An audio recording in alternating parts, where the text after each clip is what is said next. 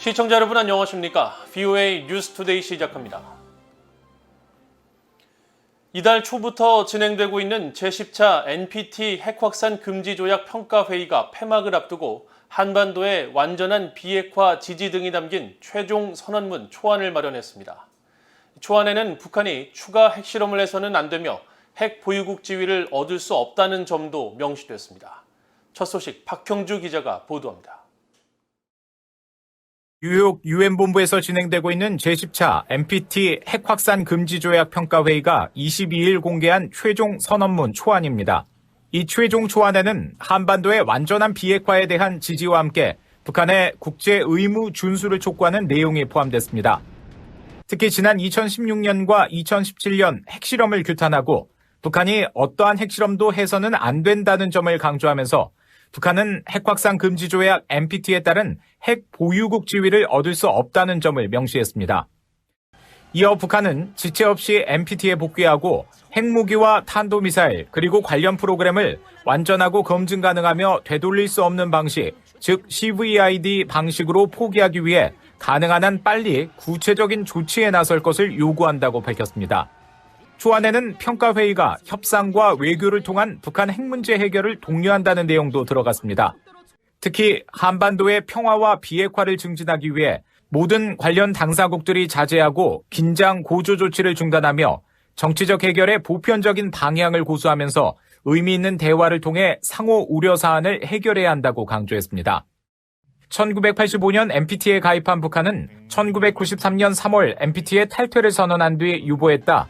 2차 북핵 위기가 발생하자 2003년 1월 또다시 일방적으로 NPT 탈퇴를 선언했습니다. 그러나 NPT는 북한 핵 문제를 중요하게 다루고 있으며 북한의 7차 핵실험 가능성이 제기된 상황에서 열린 이번 평가회의에서도 마찬가지였습니다. The DPRK continues to expand its unlawful nuclear program and continues its ongoing provocations against the region. As we gather today, Pyongyang is preparing to conduct its 7th nuclear test. 미국과 한국, 일본 등 79개 NPT 회원국들은 지난 19일 별도의 성명을 내고 핵과 미사일 프로그램의 개발을 통한 북한의 계속된 유엔 안보리 결의 위반에 대해 깊은 우려를 표했습니다.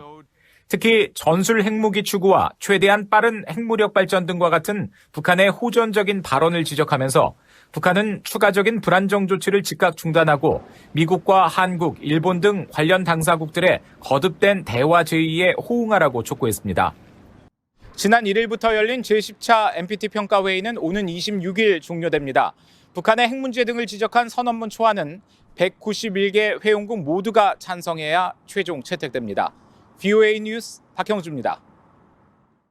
최근 한국 등 아시아 순방을 마친 미국 상원 외교위원회 에드워드 마키 동아태 소위원장은 아시아 태평양 지역 동맹과 파트너들이 북한의 핵 프로그램 등 여러 실존적 위협에 직면하고 있다고 지적했습니다.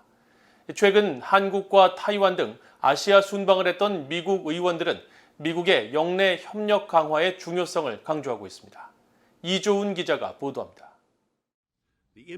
한국과 타이완 등 아시아 순방을 마치고 귀국한 상원 외교위원회 동아태 소위원장인 에드워드 마키 의원은 23일 자신의 지역인 매사추세츠주의 존 F 케네디 빌딩에서 기자회견을 열었습니다. 지난 12일 한국을 시작으로 타이완, 필리핀, 캄보디아를 순방한 마키 의원은 동아태 지역 내 북한의 위협 등을 거론하면서 영내 미국의 지속적인 관여가 중요하다고 거듭 강조했습니다. Our friends in East Asia and the Pacific are dealing with the convergence of multiple existential threats, including North Korea's nuclear program, the impacts of climate change, of which they are bearing the brunt, and the government of China's increasingly bellicose threats, debt trap diplomacy, and exports of authoritarian surveillance and censorship. They need the United States to stay engaged in the region now more than ever. 마키 의원은 그러면서 미국의 영내 정책은 단순히 중국에 중점을 둔 것이 돼서는 안 된다면서 인권과 자유, 민주주의 등 공유된 가치를 기반으로 한 파트너십을 강조했습니다. Our policies in the Indo-Pacific must focus on engagement with each individual country on its own merits, not simply through the lens of China. We should be focused on building partnerships based on the shared values of human rights, free speech, democracy, and a commitment to a free and open Indo-Pacific. 타이완 문제와 관련해선 바이든 행정부가 유지하고 있는 하나의 중국 정책을 강조했습니다. I think our goal should be to state that we want to continue a one China policy, that we're going to continue a policy of strategic ambiguity, and that we're going to continue a policy of strengthening the deterrence of the Taiwanese government against an attack by China, while also strengthening our economic ties to the Taiwanese economy. 앞서 낸시 펠로시 하원 의장도 의회 대표단과 함께 지난 1일부터 싱가포르를 시작으로 말레이시아와 타이완을 거쳐 한국과 일본을 방문하는 일정으로 아시아 순방을 진행하고 중국과 북한 문제에 대한 분명한 미국 의회의 대응 의지를 밝혔습니다. 이 같은 올해 의회 대표단의 아시아 순방은 미국 대외 정책의 최우선 순위에 있는 중국에 대응하기 위한 영내 경제와 안보 협력 강화에 중점을 두고 있으며 특히 중국이 타이완에 대한 공격성을 높이는 상황에서 미국의 확고한 타이완 방해 의지를 재확인하기 위한 성격이 크다는 평가가 나옵니다. BOA 뉴스 이존입니다. 폴란드 외교부가 북한 내 신종 코로나 바이러스 상황과 관련한 북한 당국의 성명을 검증할 수 없으며 이에 따라 외교관들의 북한 복귀도 결정하지 않았다고 밝혔습니다.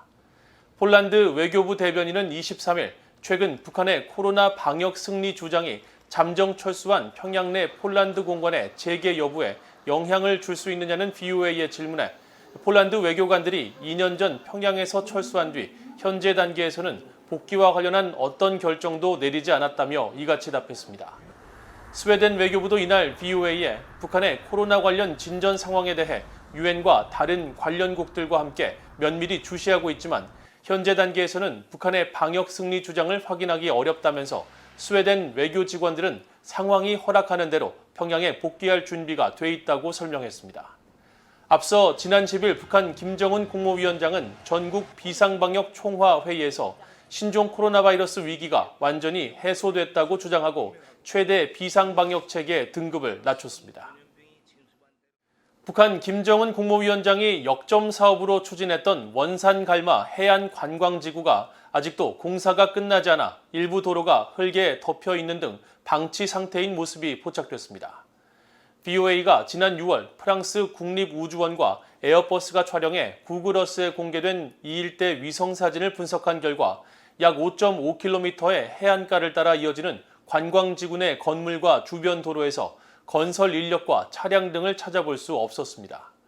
특히 관광지구 중심부에 위치한 타원형의 돔 모양으로 지어진 7, 8층짜리 건물은 과거 촬영된 위성사진과 마찬가지로 여전히 시멘트 색깔을 띠고 있었으며 주변이 정돈되지 않은 것은 물론 과거 발견됐던 건물 자재도 한켠에 그대로 남아 있었습니다.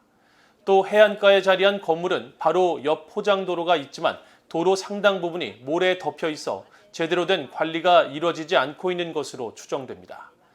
당초 북한은 2019년 10월 완공을 목표로 원산-갈마 해안관광지구 개발 사업을 시작했지만 핵과 미사일 개발에 따른 국제사회의 제재로 원자재 수급이 제대로 이루어지지 못해 김정은 위원장은 공사 기간을 한 차례 연장해 2020년 4월 15일을 새 목표일로 잡았지만 약 2년 4개월이 지난 현재까지도 완공을 하지 못하고 있습니다. 북한 당국에 의해 억류됐다가 혼수 상태로 송환된 뒤 숨진 미국인 대학생 오토 원비어의 부모가 미국에서 공부하는 탈북민들에게 아들의 이름으로 장학금을 수여하기로 했다고 밝혔습니다. 원비어의 부모인 프레디 원비어 씨와 신디 원비어 씨는 23일 BOA에 생전에 배움을 좋아하고 다른 사람들이 교육을 통해 꿈을 이루는 것을 돕고 싶어한 오토 원비어의 뜻에 따라 탈북민 출신으로 미국 컬럼비아 대학에서 공부를 시작한 이서연 씨를 수혜자로 선정했다고 설명했습니다.